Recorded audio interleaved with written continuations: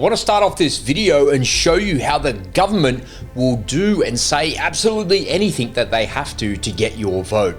They'll even go as far as using child slaves to win your favor and to make sure that they continue to perpetuate their narrative that they're the gods that can control the weather.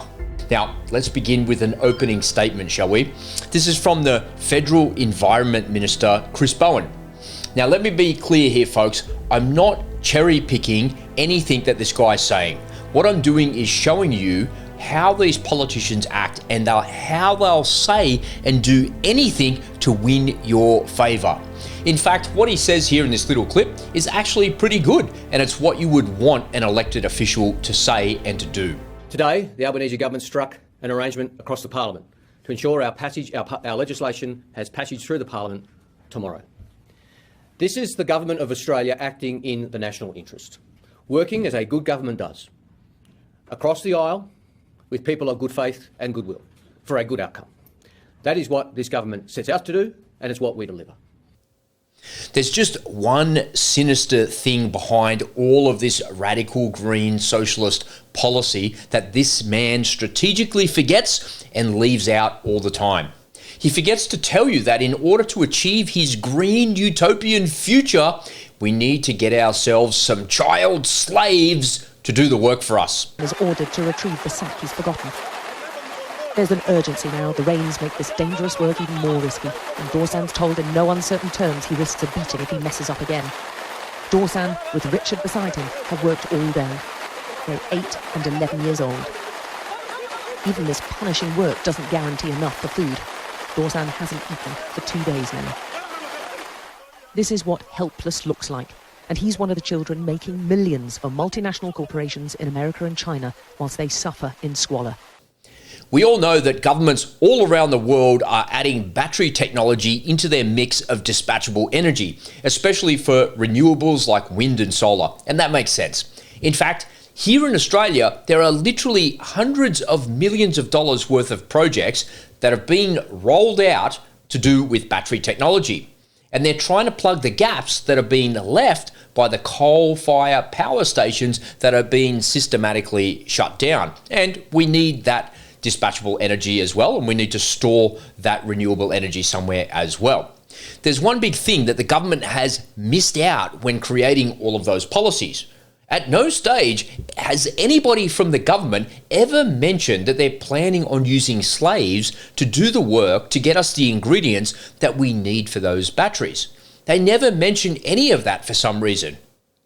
To Chris Bowen, batteries are a natural part of getting to net zero, whatever that is, but he continuously forgets to mention the part about the slaves. What the government is doing here is deliberately misleading you. They simply leave out the fact that getting to net zero, or whatever, with their fancy batteries and all their storage technology will require the use of child slaves to get there.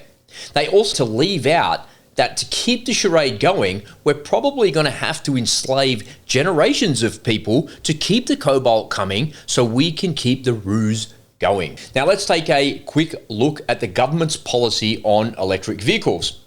Now, they want us to have 50% of new cars to be zero emissions by 2030 and 100% of cars to be zero emissions by 2036. Now, that's an ambitious target to be sure, but the problem is that the only zero emission choice that we have at the moment is an electric car.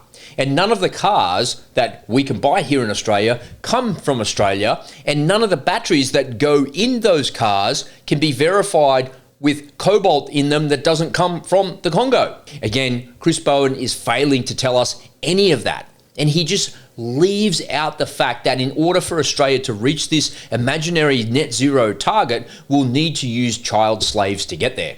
There's absolutely no mention of enslaved children or women or men in any of the government documents or any of his press conferences. I don't know why that is. It seems really strange to me, but that's exactly how he intends on achieving these ambitious targets, with hundreds of millions of our taxpayer dollars spent on batteries that contain cobalt mined by small children.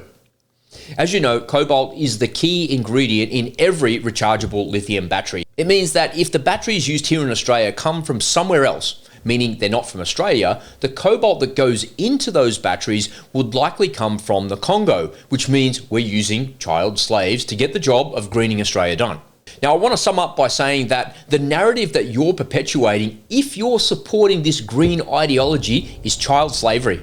It's not a greener planet with less impact for humanity.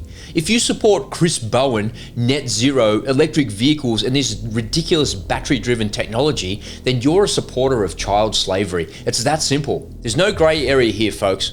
72% of the world's cobalt comes from the Congo, and almost all of the battery tech that we need comes from China. There's no in-between here. Unless the cobalt comes from somewhere that is not the Congo, and you have no way of knowing that, then it's coming from slaves. All you have to do is look at YouTube for about 20 seconds and search for cobalt mines in the Congo, and you'll see for yourself exactly what you're supporting. I'll put a couple of links down below from some older docos and then some newer ones, and you'll see that not much has changed in about 5 or 6 years. Let me finish by reminding you that there is no such thing as free, renewable, and sustainable energy. No such definition exists, nor will it ever. Nothing is free. Nothing. If you don't support child slavery, then stop supporting Chris Bowen and the foolish climate zealots that follow him. These people are so arrogant that they'll make you think that they can control the weather with a government policy.